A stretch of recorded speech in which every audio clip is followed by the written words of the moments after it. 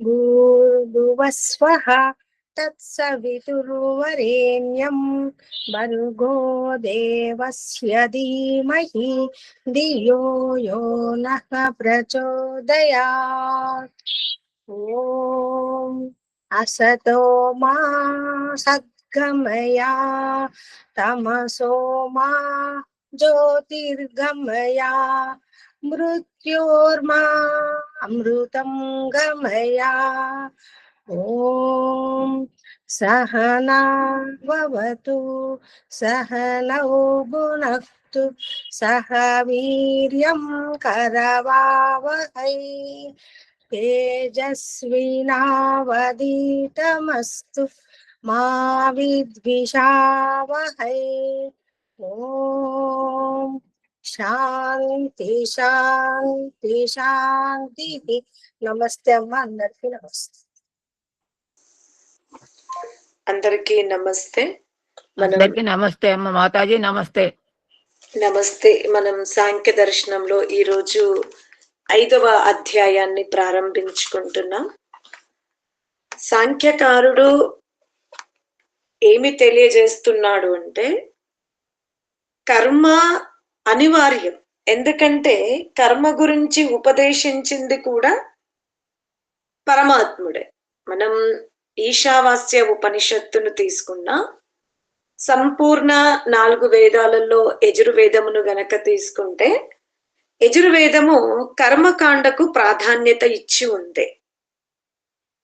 అటులనే సామవేదము తీసుకుంటే ఉపాసన విధిని ప్రోత్సహిస్తుంది. అథర్వ వేదము తీసుకుంటే జ్ఞాన విజ్ఞాన శాస్త్రాన్ని అది బోధిస్తూ ఉంటుంది. అంటే 4 వేదాలను ఉపదేశించిన వాడు పరమాత్ముడే. ఋగ్వేదము జ్ఞానకాండగా, యజుర్వేదము కర్మకాండ ప్రాధాన్యతతో ఉంది, సామవేదము ఉపాసన కాండ ప్రాధాన్యత ఉంది. అథర్వ వేదమునందు ఎలా మనము రవాణా సౌకర్యాన్ని కానీ జీవన విధానాన్ని కానీ ఎలా ఉపయోగించుకోవాలి అనేది 4 వేదాల యొక్క ఏదైతే జ్ఞానం ఉందో అది వివిధ దేవుళ్ళతో కాదు, ఒకే పరమాత్ముని యొక్క ఉపదేశం. పౌరాణికంగా అంటే ఎందుకు మనం వేదాలని చదవాలి, ముఖ్యంగా మనకు తెలియాలి ఏమిటి అంటే గురుకులీయ పాఠ్యక్రమము ఎందుకు అనివార్యం. సామాన్యంగా ఒకసారి వేదమునకు అర్థం వ్రాయబడి ఉంది, ఇప్పుడు మనమందరము కూడా శాస్త్రీయ మాటలు వింటున్నాము. దీనికి గురుకులానికి వెళ్ళకుండానే మనకు వేదం యొక్క అధ్యాపనం జరుగుతుంది. కానీ ఎప్పుడైతే మనం గురుకుల పాఠ్యక్రమం తీసుకుంటామో అప్పుడు వేద శబ్దాల యొక్క ఉత్పత్తి, దాని అర్థం ఏంటి, పూర్వ శబ్దం ఉంటే ఏ అర్థం ఉంది, అపర శబ్దం ఉంటే ఏంది, ఉదాత్త స్వరం ఉంటే ఏంది, అదే అంటే ఆ పదాలే వేదములో పలుమార్లు ఉచ్చరించినప్పుడు ఏ స్వరం ఉన్నప్పుడు ఏ అర్థం తీసుకోవాలి, ముందున్న వాక్యముతోటి ఈ పదమునకు ఏమిటి అర్థము, సందర్భ సహితముగా మనకు వేద శాస్త్రాలు అర్థం కావాలి అంటే మనము వర్ణోచ్చారణ శిక్ష అష్టాధ్యాయి పాఠ్యక్రమంతోనే మనము వేదములను అర్థం చేసుకోగలుగుతాం. లేదంటే గురువులు చెప్పింది విని దాన్ని స్వీకరించుకుంటూ పోవడం. ఈరోజు నేను ఇవాళ అథర్వ వేదంది స్టేటస్ పెట్టా. అందులో పరమాత్మని పక్షి అంటాడు. పరమాత్మని పక్షి అన్నప్పుడు అక్కడ మనము పక్షిని మళ్ళీ ఏం చెప్తున్నాడు, ఆ వేదార్థం తీసుకునేటప్పుడు ఆ పరమాత్ముడు ద్యులోకమున ప్రకటితమవుతాడు, అంతరిక్ష లోకమున ప్రకటితమవుతాడు, పృథివీ లోకమున కూడా ప్రకటితమవుతాడు. అంటే అక్కడ ఆ మంత్రములో పరమాత్మ తత్వ బ్రహ్మమును సర్వవ్యాపక తత్వాన్ని ఖండించడం లేదు, ఒక కళాత్మకంగా వర్ణిస్తున్నాడు. ఇప్పుడు ఏదైనా ఒక గురువుకి ఆ ఒక్క వేద మంత్రం అందిందనుకోండి, ఈశావాస్యం అనే మంత్రం మర్చిపోతాడు సర్వవ్యాపక తత్వాన్ని. ఈ అథర్వవేదీయ మంత్రాన్ని పట్టుకొని పరమాత్మని పక్షిగా వర్ణిస్తాడు, ఆ పరమాత్మని ఏకదేశిగా వర్ణిస్తాడు. అంటే ఇటువంటి లోపాలు జరగకుండా ఉండాలి అంటే మనము శిక్ష, కల్పము, వ్యాకరణము, నిరుక్తము, ఛందస్సు, జ్యోతిష్యం చదవాల్సిందే. ఈ రహస్య విషయాలను మనం తెలుసుకొని ముందుకు వెళ్ళాలి. అందుకనే కపిల మహర్షి నిన్నటి అధ్యాయములో ఏదైతే యజ్ఞం ఉందో ఆ యజ్ఞాలను చెయ్యొద్దు అని చెప్పాడు. అది మీరు బాగా అర్థం చేసుకోవాలి. కపిల మహర్షి కర్మకాండకు విరోధి కాదు. ఏ ఋషులు కూడా కర్మకాండకు విరోధ భావం చూపించట్లేదు. కానీ మనము కర్మకాండ చేస్తూ చేస్తూ ఏదైతే అజ్ఞానాన్ని కూడబెట్టుకుంటున్నామో దాన్ని అక్కడ వ్యతిరేకిస్తున్నారు. ఇప్పుడు లోకమున ఒక వ్యక్తి ఉంటాడు. మనందరి జీవితము మూడింటి మీద ఆధారపడి ఉంది. ఒకటి వైయక్తిక జీవితం, మనము నియమిత జీవనం గడపాలి. ఎంత ప్రయత్నము జరిగితే అంత దీర్ఘకాల జీవనమును రోగరహితముగా సురక్షితంగా పెట్టుకునే ప్రయత్నం చెయ్యాలి. ప్రారబ్ధములో వచ్చినటువంటి వ్యాధి, ప్రారబ్ధములో వచ్చినటువంటి అవయవ లోపమును ఎంత ప్రయత్నం చేసినా మనం దూరం చెయ్యలేం. కాస్త కృత్రిమముగా అవయవాలను జతపరచగలుగుతాము, కానీ ఆ దుఃఖాలను మనం పూర్తి చేసుకోలేము. అందుకే దాన్ని ప్రారబ్ధ కర్మఫలం అంటారు. కానీ ఆహారం వల్ల వచ్చే వ్యాధులు, దినచర్యని సక్రమంగా నడుపుకోకపోవడం వల్ల వచ్చే విఘ్నాలని మాత్రం మానవుడు నిర్మూలించుకోవలసిందే, ఆచరించవలసిందే. అది వైయక్తిక జీవితం. ఏ వ్యక్తి అయితే సోమరిగా ఉంటాడో, ఆహారం యొక్క విరుద్ధ ఆహారం తీసుకోవడం వల్ల వచ్చిన ఆ అనారోగ్య స్థితిని, ఆ బాలుడిలో చైతన్యం రావడానికి ఇంకొక విద్యార్థి ఉంటాడు, అతను నియమిత జీవితం గడుపుతాడు. అతన్ని మనం ఇతనికి ఉదాహరణ ఇవ్వచ్చు. చూడు, అతను తనకి ఏది జీర్ణం అవుతుందో, ఏది తన శరీరానికి అనుకూలమో, ఎంత నియమముగా ఉంటాడు, ఉదయం లేసి వాకింగ్ చేస్తాడు, వ్యాయామం చేస్తాడు, నీళ్లు తాగుతాడు, ప్రాణాయామం చేస్తాడు, డిసిప్లిన్ గా ఉంటాడు అని మనం ఇలా అనుశాసనం లేనటువంటి వ్యక్తికి అతనిని ఉపమానముగా తీసుకోవచ్చు. కానీ అతను వైయక్తికంగా మంచివాడు ఉన్నంత మాత్రాన కుటుంబ పరముగా, సమాజ పరముగా అంతే గొప్పగా ఉన్నాడనేది వద్దు అంటాడు. ఉండకపోవచ్చు, ఉండొచ్చు. ఇంకొక వ్యక్తి ఉంటాడు, వైయక్తికంగా చాలా బాగుంటాడు, అలాగే కుటుంబ పరంగా కూడా చాలా బాగుంటాడు. కానీ సామాజికముగా చాలా అంటే ఇతరులను చాలా పీడిస్తాడు. మనం అతనిని కూడా, కుటుంబంలో ఎవరైనా కర్తవ్యాలతో కరెక్ట్ గా లేకపోతే, నీ దోస్తు లేడా, నీ మిత్రులు లేడా, అతను కూడా కుటుంబాన్ని ఇలాగే వదిలిపెట్టాడా, అంతవరకు అతన్ని మనం ఉదాహరణ తీసుకొని ప్రేరణ తీసుకోవచ్చు. కానీ స్తుతింపదగిన వ్యక్తి కాదు. అటులనే కొంతమంది ఉంటారు, వైయక్తిక జీవితం ఏం పట్టించుకోరు స్వయం కోసం, కానీ కుటుంబానికి, సమాజానికి చాలా మేలు చేస్తారు. ఇక ఎవరైతే స్వార్థపూరిత జీవనము గడుపుతున్నారో వాళ్ళకి ఈ సామాజిక సేవ చేసిన వ్యక్తిని మనం ఉదాహరణ ఇవ్వచ్చు. అతను చూడు దేశం కోసం, ధర్మం కోసం ఎంత ప్రయత్నిస్తున్నాడో, మనము కూడా అలాంటి పనులు చెయ్యొచ్చు కదా అన్న ప్రేరణ తీసుకోవచ్చు. కానీ వ్యక్తిగా గొప్పవాడిగా లేనంత మాత్రాన కుటుంబానికి, సమాజానికి మంచి చేస్తే అతను స్తుతింపదగిన వ్యక్తి కాదు. ఎవరిలో అయితే ఈ 3 ఉంటాయో అతన్ని మనం ఆదర్శంగా తీసుకోవచ్చు. అందుకనే వ్యక్తి యొక్క స్తుతి పనికి రాదు అంటాడు. మనం చూస్తున్నటువంటి ఏదైతే సామాజిక ఉపకారం ఉందో ఆ ఉపకారాన్ని చూసి ఆ వ్యక్తి యొక్క జీవనాన్ని మనం గొప్పగా ఊహించడానికి వీలు లేదు అంటాడు. అతను ఆ విషయంలో గొప్ప వ్యక్తియే, కానీ కుటుంబానికి, స్వయంకు ఎంత నష్టం చేసుకున్నాడో ఎవరికి తెలియదు. అందుకని ఇక్కడ కపిల మహర్షి ఏమంటాడంటే, ఒక వ్యక్తి నిరంతరము సమాజ ఉద్ధరణ కోసం ప్రయత్నిస్తూ ఉంటాడు. నిష్కామ కర్మనే చేశాడు, చేయడానికి అనడానికి లేదు. నిరంతరము సమయం ఇచ్చి అందరి దగ్గర ధనము తీసుకుని ఆ ధనాన్ని లోక కళ్యాణం కోసమే ఉపయోగించాడు. ₹1 కూడా తినలేదు, ఇది సత్యం. ఆ సంస్థల వల్ల, ఆ ధర్మ కార్యం వల్ల చాలా మందికి మేలు జరిగింది, కాదనడానికి వీలు లేదు. నిజాయితీగా ఉన్నాడు.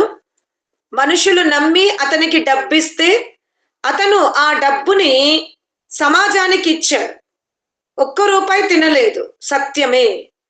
కానీ వివాహం చేసుకున్నాడు. అతను ఏర్పరచుకున్న గృహములో భార్యా బిడ్డలు ఉన్నారు. వాళ్ళ కోసం ఏనాడు ఆలోచించలేదు. వాళ్లకు ఆర్థికంగా ఉన్నతి చేయాల్సిన సమయములో సమాజ ఉద్ధరణ వెనుక పడ్డాడు. అప్పుడు ఆ కుటుంబంలో ఎంత దుఃఖం ఉంటుంది.